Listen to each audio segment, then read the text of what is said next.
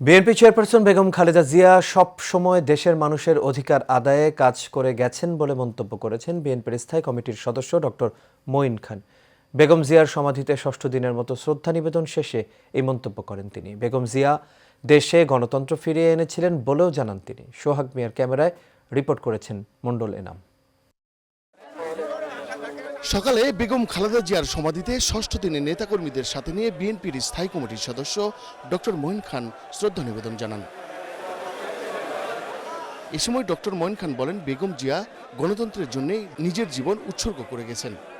যে বাংলাদেশে বিভিন্ন রাজনৈতিক নেতৃত্ব যারা বিভিন্ন সময়ে নিজেদের ব্যক্তিগত অথবা দলগত সুযোগ সুবিধার জন্য তারা রাজনীতিতে বিভিন্ন সময়ে আপোস করেছিলেন। দেশনেত্রী বেগম খালেদা জিয়া একজন অনন্য ব্যক্তিত্ব, যিনি তার জীবন দিয়ে প্রমাণ করেছেন যে দেশের স্বার্থ এবং গণতন্ত্রের স্বার্থ সেটাই ছিল তার জন্য সর্বাগ্রে, যেখানে তার নিজের জীবনকে তিনি তুচ্ছ করেছিলেন এই মানুষের অধিকার প্রতিষ্ঠার জন্য। বেগম জিয়ার আদর্শে দেখানো পথেই হাঁটবে বাংলাদেশ বলেও জানান তিনি।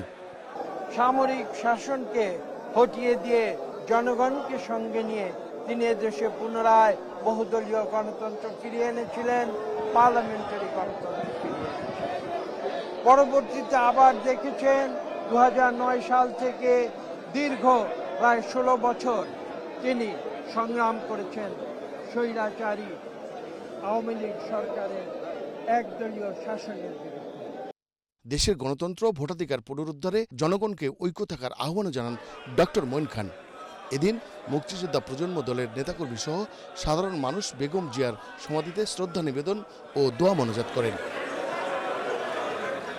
মণ্ডল এনাম, এশিয়ান টেলিভিশন, ঢাকা।